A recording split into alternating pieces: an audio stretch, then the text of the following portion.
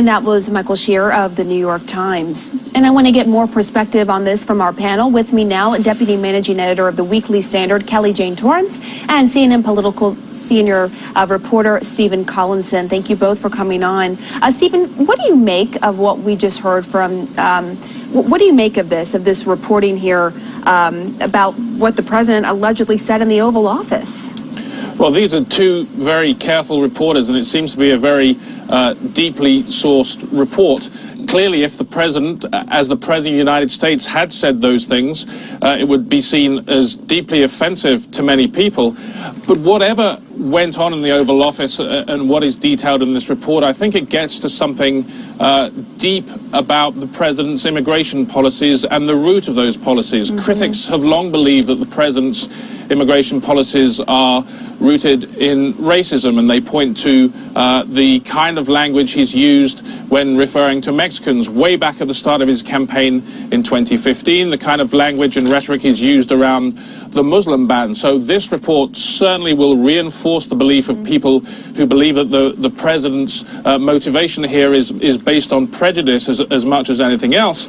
Having said that, if you talk to Trump supporters, and one of the reasons that they like the president so much is that they believe that his immigration policy is based simply in a sort of desire to make Americans safe, to keep out what they would see as undesirable people, to cut the number of refugees from dangerous places in the world where wars are raging, where terrorism is prevalent. So while this is a huge story, I don't think it's going to meaningfully shift the political debate on immigration. If you're disposed to be suspicious of the president, this will reinforce that. If you believe in the president's immigration policies, I don't think anything that he's said in this report, which the White House has denied, is going to change your opinion. And Kelly, I want to go to you now because, you know, as Stephen said, this could indicate some prejudice. You know, the New York Times article says that the president's views toward immigration has evolved over many years, well before he ever entered politics. What do you make of that? Well, and that's what you have to do. Like Stephen says, look at the evidence. And look, if you want to go to a more skills-based system of immigration, which Canada and Australia have, keep in mind, though, that they also have a separate system for refugees. If you want to do that, you do that based on study. You do that based on data. I mean, hard work and talent have no geographical or racial bounds. But when you hear a man saying things like, as allegedly the president said, all Haitians have AIDS. By the way, I looked, and the prevalence rate for adults aged 15 to 49 in Haiti is 2.1%. Have HIV or AIDS. Now, that's not a great number, but it's certainly nowhere near everyone from Haiti having AIDS. And when you hear an uninformed remark like that, you have to wonder, is his policy more broadly based on such uninformed, I hesitate to call it thinking. You know, it really is instinct, I think, as the New York Times sort of indicated. And, you know, Stephen, for me personally, I covered the travel ban very early on in the administration, and you really see an evolution in terms of how the White House is trying to deal with immigration and, you know, create policy from the beginning when it was total chaos with the travel ban to now, and seeing how they deal with refugees and so forth. Yeah, that's right, Pam. You remember those early months of the administration, especially when the travel ban came in the early weeks, was chaotic. There were people at airports who didn't know if they were going to be able to get into the country or get on even planes outside the United States. There were border officials who weren't really clear about what the rules, when they were coming to force and what they meant.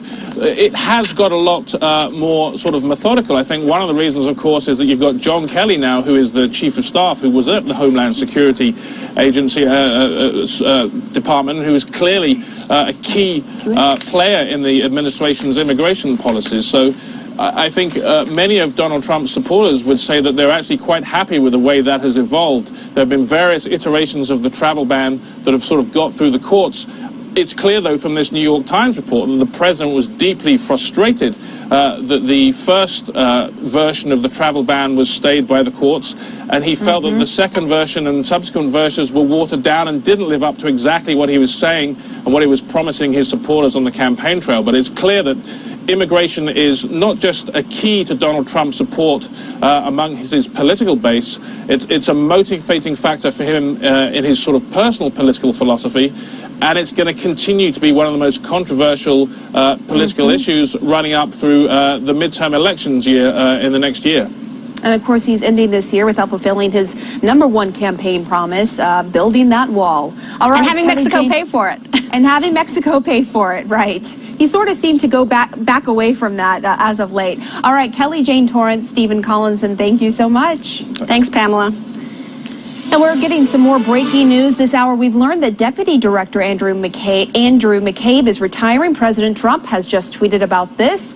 How can FBI Deputy Director Andrew McCabe, the man in charge, along with Leakin James Comey of the phony Hillary Clinton investigation, including her 33,000 illegally deleted emails, be given $700,000 for wife's campaign by Clinton puppets during investigation?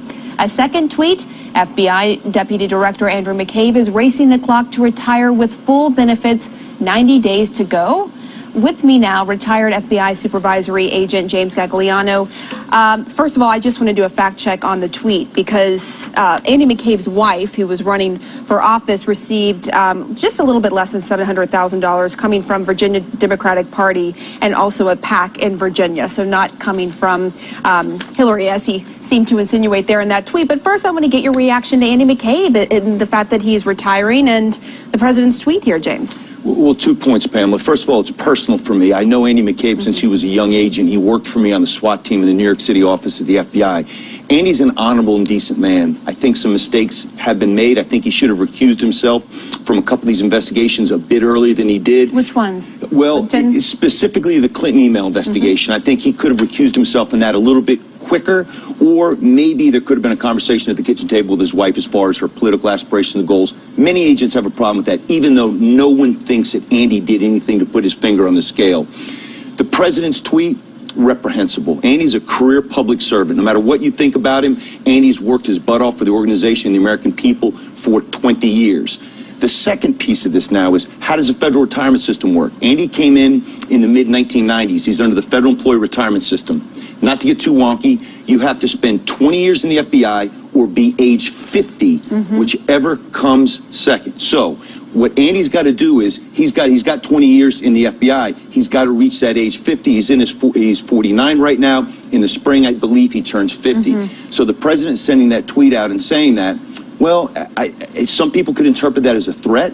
The president will make a decision on whether or not Andy is fired or not. Andy's not going to get fired. And when you're the number two... He's a civil servant. I mean, it's not easy to just fire him. No, exactly. It has to be cause, and he's got protections. Number two, the thing about it also is that Andy's going to retire with full benefit package because he put in a full career of government service. And there's no place for him to go. When you're the number 2 in the FBI, there is not a lateral transfer. How do you laterally transfer somebody? Director Wray is entitled to his own deputy director. I think another month or two until Andy retires, and he will do so. But I think it's appropriate the way it's going.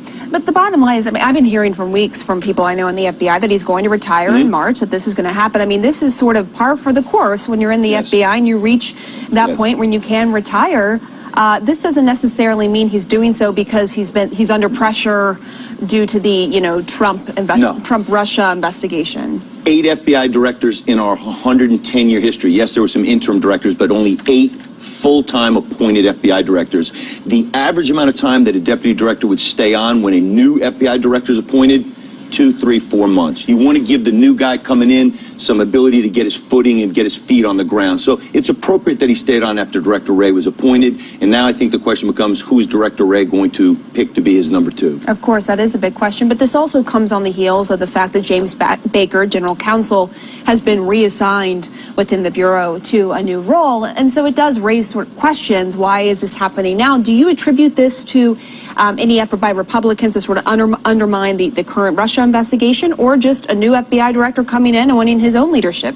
The president can tweet away. Republicans on Congress and Democrats as well can say what they want. They can play political ping pong because at some point in time they think the FBI is doing the right thing. But if there's an investigation targeting somebody from their party, they feel differently. Nothing is going to change. The FBI is an apolitical organization. Of the 35,000 employees, I believe that 99.999% of them are there to do their job, to not put their finger on the scale, and to follow the evidence wherever it may lead. Have you ever seen the FBI under attack like this before? Well, Pamela, I'm old, but I'm not that old. I could say yes, going back to 1948 when J. Edgar Hoover was accused of trying to tip the scale for Thomas Dewey when he ran against Harry S. Truman. It was bad back then. During the Civil Rights Movement, there were issues back then. Some people said that J. Edgar Hoover and Martin Luther King had some animus between the two of them, and that predicated COINTELPRO and some of the other things that people look on now and with historical context and say, were they the right moves to make? In my lifetime, no. One half of my life I spent in the FBI. I served 25 years, and I have never seen such partisan attacks, such political ping-ponging. Scrutiny is good and healthy because we serve at the pleasure of the president and we serve at the pleasure of the American people. The FBI is there to investigate federal violations and to make sure that they do so apolitically. Unfortunately, right now, I think that there's a segment of the population that don't believe that that's true, and I hope that that changes soon. Okay, James Gagliano, thank you so much. Thanks for having me, Pam. And just ahead, we're going to talk more about this developing story on Deputy FBI Director McCabe. You are live in the CNN Newsroom.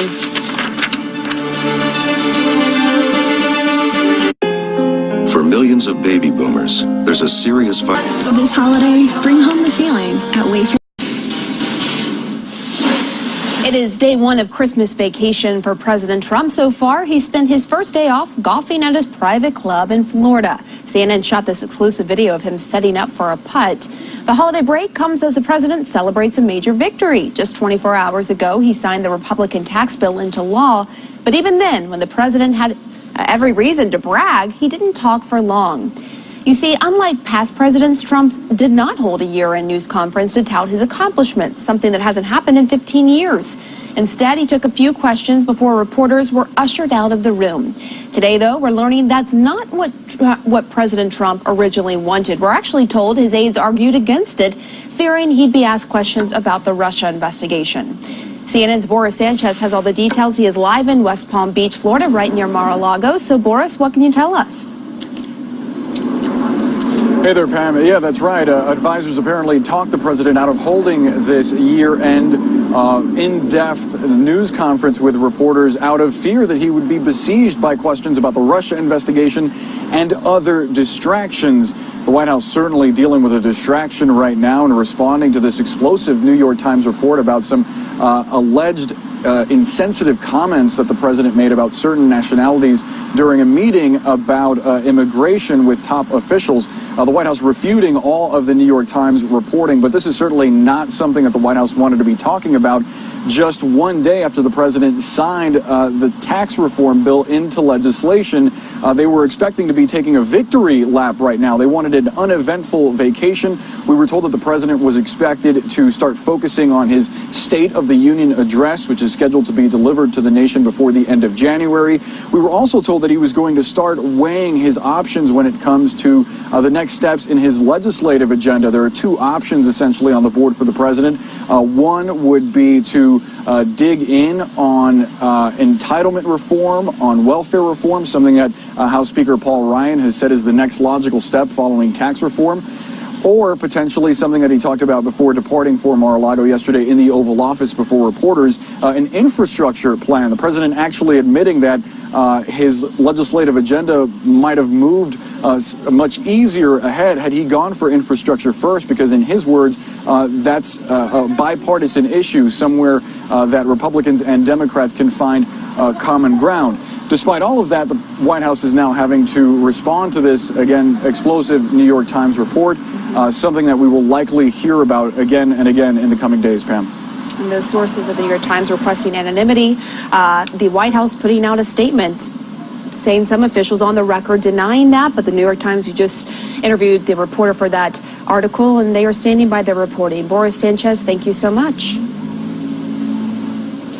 The FBI uncovers a terror plot planned for the Christmas holidays. Details on the target and... They're moving forward with Cosentix. Go to this tweet that James Comey, the former FBI director, put out this morning. He said, "Sadly, we are now at a point in our political life when anyone can be attacked for partisan gain.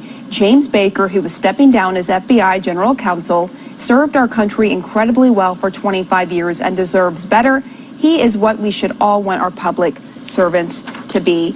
So that, of course, raises the question, James, why was he reassigned? I'm told through sources that he was reassigned to be a part of special projects in the FBI. We don't exactly know why. And of course, a new FBI director is more than welcome to come in and bring his own leadership in and move people out. But do you think this could also be a result of a concerted effort by Republicans to undermine the investigation and those leading it? Sure, and Pam, moving aside from the politics for a second, just to unpack this for your viewers, processes and protocols in the FBI. The FBI has been around for 110 years. There have only been 8 FBI directors. Obviously, the one right now is Director Wray. Each FBI director is entitled to pick his own senior staff. Yeah. They're going to move folks around. They're going to pick their own deputy director and their own chief counsel. So James Baker served as the head of OGC, the Office of General Counsel for the FBI. So he wasn't per se Director Comey's or Director Wray's or Deputy Director McCabe's personal attorney. Although he did work closely with James Comey. Very closely with him, and certainly he'd be the guy that would be called in for questions about investigations or cases or how to proceed. Now, he's been reassigned. You could take that two ways. The Republicans are going to certainly harp on this and say it's because, he's got a lot of baggage. The Democrats are going to look at this and say it's a political angle to try to cast shade on the FBI. So once we sort through all that, I think it's going to be interesting, because if he ever decides to become a private citizen, because he's been reassigned and he could certainly retire and go somewhere else, he could be called in front of any of these congressional subcommittees and asked to testify about conversations. It certainly seems, though, from James Comey's tweet that he believes that this happened because of politics. Sure. And, the New York Times reported that Wray was under pressure from President Trump to reassign people who were close to James Comey. Can you see an FBI director giving in to the pressure from the president on something like this? No, I listened to every second of Director Wray's confirmation hearing, and I believe him. I don't know him personally, but I've talked to a number of agents that worked with him when he was with the Department of Justice. He's a guy who's going to chart his own course. I think what he's done is a couple things. He's kind of reined certain things back in. The FBI's policy now on communicating with the media per se has been kind of tamped back down the way that Tell me about it. I'm sure As someone who covers the FBI. Absolutely. So, and I think that's part of the response to the fact that Director Comey had a much more open and garrulous, relationship with the media, and I think that they're trying to do that. The leaks are unconscionable. I have great respect for Director Comey. His probity is unquestionable and unimpeachable. But he's guilty of a leak, and that's something I think that they're going to struggle with. Guilty of a leak, you mean the memo that he gave to his friend who then leaked to the New York Times? Through a surrogate to the New York Times, yes. So, we have strict rules about that when we're working within the FBI, and for the director to have engaged in it, people at that point, he was the former director. That's very, very true, but people have argued that, that's something right now that the FBI is dealing with. Are people leaking? Are people in sensitive investigations leaking? And that's something that nobody wants. Okay, I'm going to go back to Carrie here, because, Carrie, we heard 3 similar accusations from the president's son and 2 sitting members of Congress this week. Take a listen to this. My father talked about a rigged system throughout the campaign, and people are, oh, what are you talking about? But it is, and you're seeing it. There is, and there are people at the highest levels of government that don't want to let America be America. They don't want to let the little guy have a voice. I think they were putting together a plan to stop Donald Trump from being the next president of the United States. I think it's amazing, in spite of the fact that the Democrats were against him, the Republican establishment was against him, the mainstream press was against him, and now I believe the FBI and the Justice Department were against him. We've had this investigation about Russian collusion. Maybe we need an investigation about high-ranking Obama officials colluding to try to prevent Trump from being president. That's more serious than even Watergate. Well, in the face of all that, Carrie, as my colleague John Berman pointed out to Jim Jordan, if the FBI was trying to prevent Trump from being president, then why did James Comey wait until after the election to acknowledge the investigation looking at his campaign and possible coordination with the Russians? That aside, is it reasonable to think that there is some sort of coordination between the White House and members of Congress to undermine this investigation's credibility?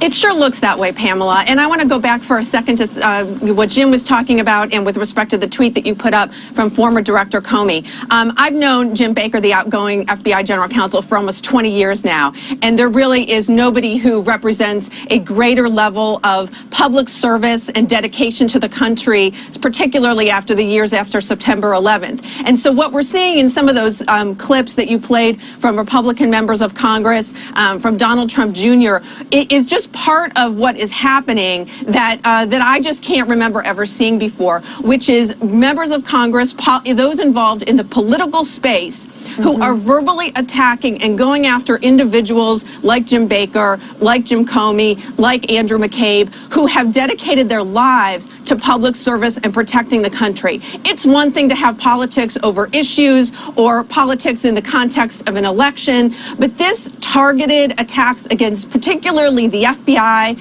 and individual senior officials in the Justice Department who are charged with enforcing the law and protecting the country is really just out of the bounds. And, you know, it is interesting. I mean, Robert Mueller, of course, is also the subject of these attacks. When he was first appointed special counsel, he was lauded on both sides of the aisle as being an independent prosecutor. And now, as we see, the tide has turned against him as well. All right, Carrie Cordero, James Gagliano, thank you so much. Thank you. Thanks for that. Well, the president spending his first day of holiday break. What else? Golfing and celebrating a major victory on getting tax cuts signed into law. We'll take you to his Florida Golf Club just ahead. You are live in the CNN newsroom. Stay with us. We'll be right back. I was about to read to you the statement, but let's go now to CNN's Boris Sanchez, who is joining us from near the president's resort there in Florida, where he is golfing today. So what more, if anything, is being said from the White House? Boris. Hey there, Fred. Yeah, this started off as a relatively quiet, uneventful vacation for the president. And after the publishing of this explosive New York Times article, the White House is now having to spend their first full day here at Mar-a-Lago refuting some of the claims made by the New York Times and some of the explosive comments that were attributed to the president through the New York Times' various sources. Again, the White House denying that the president made those comments very strongly, providing to CNN the same statement that they provided to the New York Times. Sarah Sanders writing, quote, General Kelly, General McMaster, Secretary Tillerson, Secretary Nielsen, and all other senior staff actually in the meeting deny these outrageous claims. And it's both sad and telling that the New York Times would print the lies of their anonymous sources anyway. Clearly, the White House not wanting the focus to be on this reporting by the New York Times at this point. You'll recall that earlier this week, just yesterday, the president signed into legislation this major tax reform bill, something that he admitted that he would have preferred to have a large signing ceremony, a public signing ceremony for, but he opted to do it quickly before Christmas as a symbolic gift to the American people. We also learned yesterday, sources telling CNN, that the president wanted to have an end-of-year news conference, but that he was ultimately talked out of it by advisors who feared that the president might be besieged by questions about the Russia investigation and other distractions. This certainly classifies as another distraction for this White House to deal with at a point where they were feeling victorious about the tax reform bill. So we will see just what kind of an expanded response we might get from the White House following this. But as of right now, what we have is the statement from Sarah Sanders refuting all of the New York Times reporting, Fred. All right, Boris Sanchez, thank you so much there in Florida. All right, a warning from Russia to the U.S. Why the Kremlin is concerned about new U.S. sanctions pertaining to Ukraine.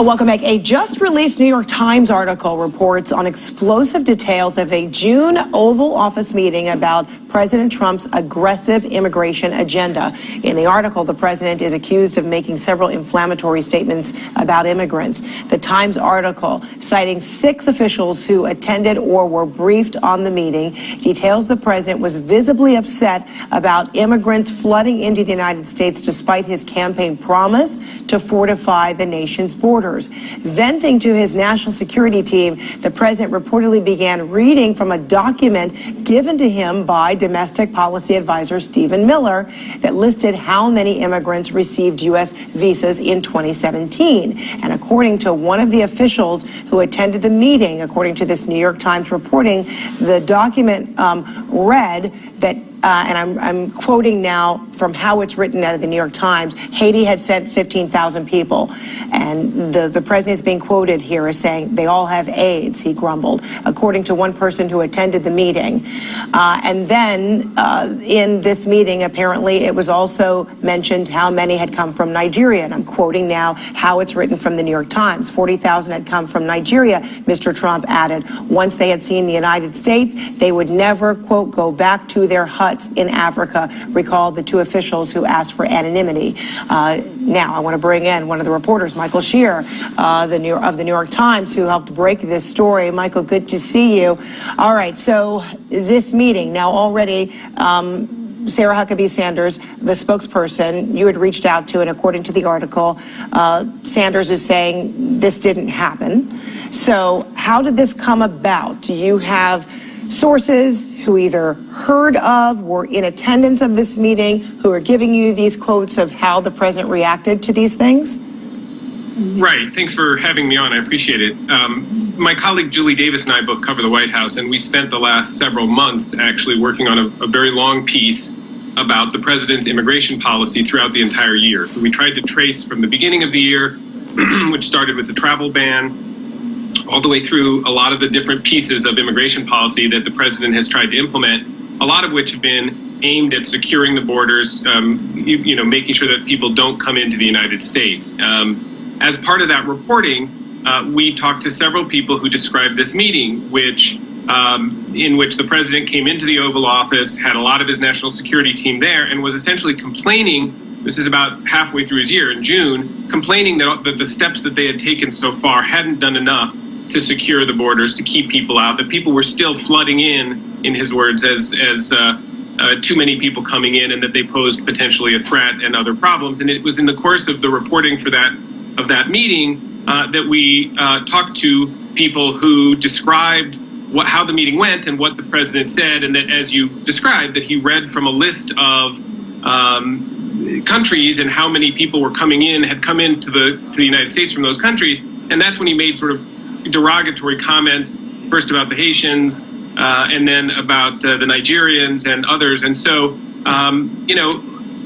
we're confident, we stand by our sourcing, we're confident that that story is true. The White House did push back very aggressively late last night and early this morning, sending us a note that said that several of the cabinet secretaries who were in the meeting at the time say that it didn't happen. Not that the meeting didn't happen, but that the comments, the inflammatory comments weren't said. But we stand by our reporting, and I think, would encourage people to look at the entire story, because there are many, many different aspects to this story. It's a long piece, and it talks not just about this meeting, which I think is emblematic of his approach on immigration, but also kind of about the rest of the year and all the different things that the administration did. And you also write in your reporting that there's real consternation that apparently it elicited quite the emotional response from John Kelly, who is now Chief of Staff. At the time, it was Secretary of State, also Tillerson, Rex Tillerson, who was in the meeting, or at least listening to the comments from your reported comments from the president, as well as this documentation. But that seems to really underscore some real fissures, too, in how they were handling what you are reporting to have happened in that meeting. Right. I mean, this was essentially the president and most of the national security apparatus that deals with this issue, that deals with immigration and border control. And there was, it was described to us as very heated and a lot of back and forth, a lot of crosstalk. And at one point, Mr. Kelly, General Kelly, who's now the Chief of Staff, was then the Homeland Security Secretary, and Stephen Miller, the Domestic Policy Advisor, really did sort of gang up on Secretary Tillerson, whose State Department, of course, manages the sort of entry into the country. That's the Consular Affairs Division of the State Department. And so there was a lot of tension. At one point, Secretary Kelly said, sort of looked around the room, realized there were other aides in the room, and said, we should clear the room here if we're going to continue this conversation. And at that point, many of the more junior folks left, and it was just the cabinet secretaries who remained to continue the conversation with the president.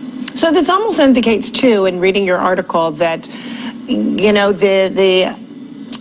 the real differences of approach were apparent even then, particularly with Secretary of State Rex Tillerson kind of being on the outside of how he was digesting this kind of information. It almost sounds from this article that if taking offense is too strong of a language, that he seemed uncomfortable with this kind of response coming from the president, as you report it.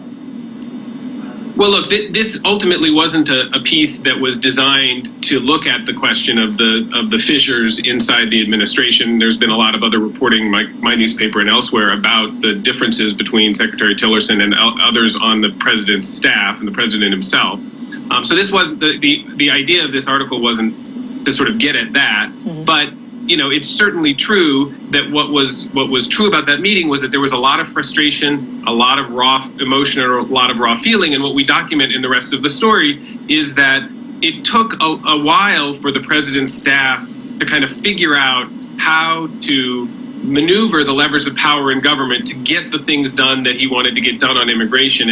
And so what didn't work as well at the beginning of the administration, we all remember the chaos of that first travel ban.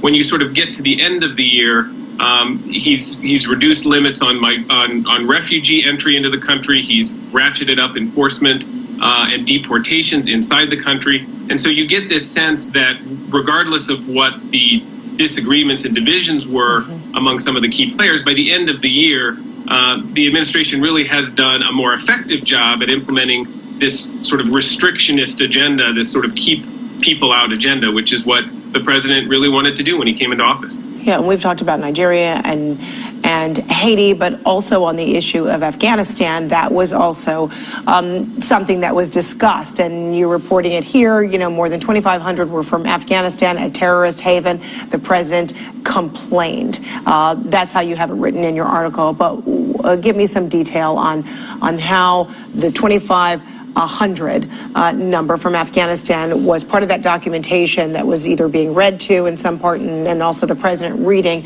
and what his response meant.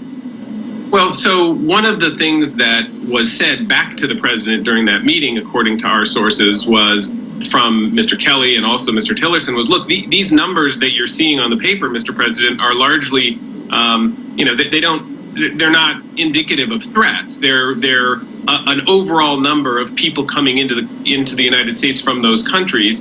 So that could include, like in Afghanistan, it could certainly include, people who had worked with the American military as translators, or people who had relatives. So arrangements. In the United States. And so they were trying to say to him, look, don't take these numbers and think, wow, all of these people are threats. But it indicates the level of frustration on the president's part that even just a number on a page triggers in him a sense of like, hey, we're not doing enough to keep the country safe. And they would argue that that's what the president, what his motivation here is to try to secure the country against threats. We've seen, some of the attacks that happened in the last couple of months, the one in New York City and what have you. So their argument would be, look, this is what angers the president, is that, we're not doing enough to secure our borders. And that what this meeting shows is that sometimes comes out in very raw ways. And this was the White House spokesperson, Sarah Huckabee Sanders' response to your reporting, saying, quote, General Kelly, General McMaster, Secretary Tillerson, Secretary Nielsen, and all other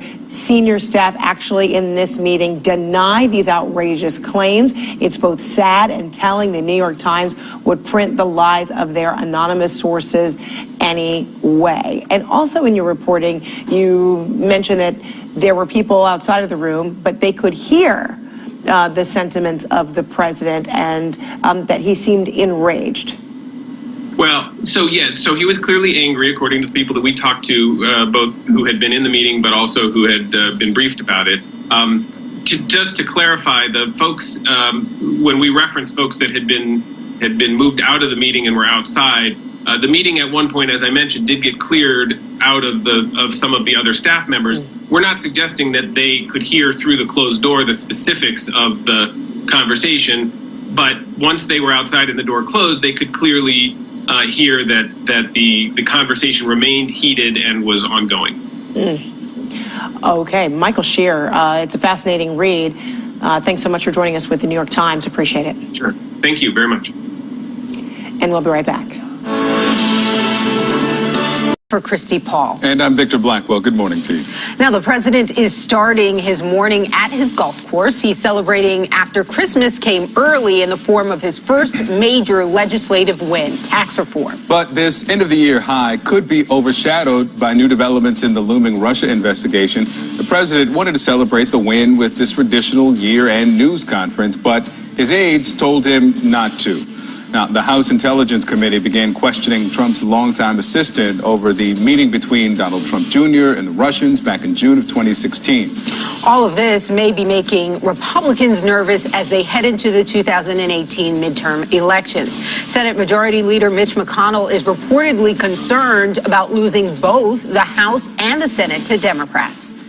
Our new this morning, Senator John McCain released a statement supporting the president's decision to provide Ukraine with anti-tank weapons. Here's the statement. President Trump's reported decision to provide Javelin anti-tank munitions to Ukraine marks another significant step in the right direction and sends a strong signal that the United States will stand by its allies and partners as they fight to defend their sovereignty and territorial integrity.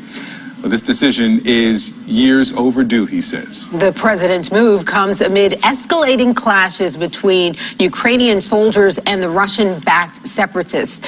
Joining us now, CNN legal global affairs correspondent Elise Labott. Elise, Trump also just allowed Ukraine to buy weapons from U.S. companies. That's right, Renee. And look, what they say is that these anti-tank munitions are considered lethal weapons, but what the U.S. says, and this is what the State Department said in a statement last night, is, these weapons are considered defensive in nature because they're not going after someone. The Ukrainians are defending their territory, and that's why these anti-tank missiles can puncture the kind of armored vehicles that the Russians use. Now, we had some new reaction from the Russians this morning. Deputy Foreign Minister Sergei Rubikov, in a statement, said that this action is going to create new bloodshed. Let me read a little bit to this statement. The United States, in a certain sense, he said, had crossed the line, announcing the intention to transfer weapons of direct damaging action to Ukraine. American weapons can lead to new victims in our neighboring country to which we cannot remain indifferent. And so, a lot of people are afraid that this could be a pretext for Russia to launch new attacks, new strikes into Ukraine to try and further its grip on the country, Renee. Elise, I think it's important also for people to remember how we got here. I mean, U.S. Officials have been standing in solidarity with Ukraine, but there has, for years since the annexation of Crimea, been this question of to what degree do you allow the Ukrainians to defend themselves with this lethal and non-lethal weaponry. And now this is a major step. I think that the punctuation from Senator McCain points that out. Right. And I mean, this is the first time we're looking at this kind of lethal weaponry. Again, the U.S. calling it defensive in nature against Russian aggression. President Obama did allow what President Trump allowed earlier this week is for the Ukrainians to buy American-made light arms. You see that shoulder-fired missile right there. Some of those are considered light arms. Sometimes those are considered, and like small ones can be considered anti-tank missiles. But look, the U.S. has had a bit of a dilemma over the years because clearly there is Russian aggression in Ukraine, but they've also been looking for the Ukrainians to make certain reforms of their own. The Ukrainians are not completely without some concerns about human rights violations and such, and there's been a concern about further escalating the situation. But apparently, and officials have said this has really weighed on President Trump. And I have to say, for all of the criticism of President Trump that he was going to bow to the Russians, that he was going to recognize Crimea as Russian territory, that he was going to lift those sanctions. That never happened. This is, in fact, a stepping up of, a tougher policy towards Russia, it seems, if you look at the actual actions that are taking place. All right, Elise Labott with us this morning. Elise, thank you so much for breaking that down for us. The FBI says a terror attack has been averted in San Francisco. A former U.S. Marine is accused of... I'm Michael Smerconish in Philadelphia. We welcome our viewers in the United States and around the world. Merry Christmas, everybody. We know what the president wants for Christmas.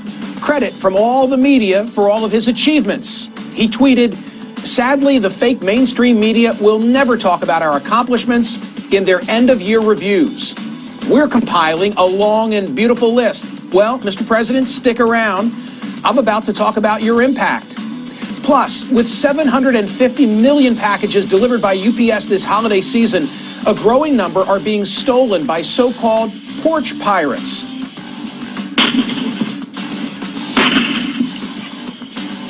I'm about to talk to a man who has figured out how to fight back with a bang. Plus, did you ever talk about something on your phone and suddenly start seeing ads for it? Is it a coincidence, or are our smartphones spying on us? And a look back at some memorable moments on both sides from 2017, including everybody's favorite blooper by yours truly. George Papadopoulos. I know, I'm a dope. But first, we're almost 1 year into the Trump administration, and the end of any year is a time for assessing, especially this one. Mike Allen had an interesting observation this week in his Axios newsletter. He pointed out how little President Trump and perceptions of him have changed in the last year. Think about it. Roughly the same number of people support him today as did at the beginning of his administration. The Russian probe has remained constant. The elected Republicans remain skeptical of his leadership, but largely compliant. The elected Democrats, they still don't like him. The war with the media has never subsided, and neither have his Twitter fingers. All true. But there's a temptation in those observations to conclude that his administration, the passage of the tax bill notwithstanding, is static, gridlocked, that nothing's getting done in a polarized climate. That would be a mistake. In fact, if the pace of change continues for the duration of Trump's presidency, however long that might be, I think he could become the most consequential president in the modern era. Consequential meaning most important and significant, having the biggest overall impact. As with the criteria that Time magazine uses when determining its person of the year, this is not necessarily a good thing. Think about it. A Supreme Court position that was by rights a Democratic pick instead went to Trump. And his influence on shaping the federal judiciary is far greater than just Neil Gorsuch on the nation's highest court. He broke a Senate record this year by confirming a dozen new U.S. Circuit Court judges, the most during a president's first year in office in more than a century.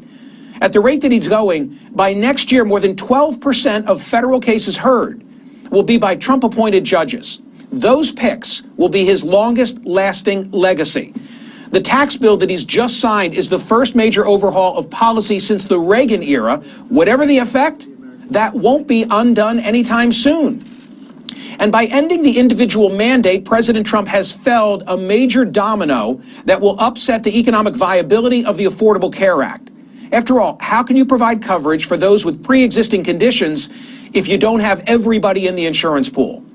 Trump has made cutting federal regulations a priority. He's revoked 67. He's delayed or derailed more than 1,500 others. He's pulled out of the Paris Climate Accord, okayed the Keystone Pipeline, recognized Jerusalem as the capital of Israel, and refused to recertify the Iranian nuclear deal. On his watch, the Iraq prime minister just declared victory over ISIS. The New York Times' Ross Douthat called it a war Trump won. In immigration enforcement, ICE has arrested more than 100,000 people who entered the U.S. illegally, 70% of whom were already convicted criminals. His State Department has undergone massive restructuring and shrinking, again, for better or for worse. And don't forget about the influence that ideologically driven members of his cabinet are having out of the spotlight. Betsy DeVos at Education, Scott Pruitt at the EPA, Ben Carson at HUD, Rick Perry at Energy, Jeff Sessions at... Hey, why doesn't he show his birth certificate? Ginimo, CNN. God bless Trumpy Bear. New York.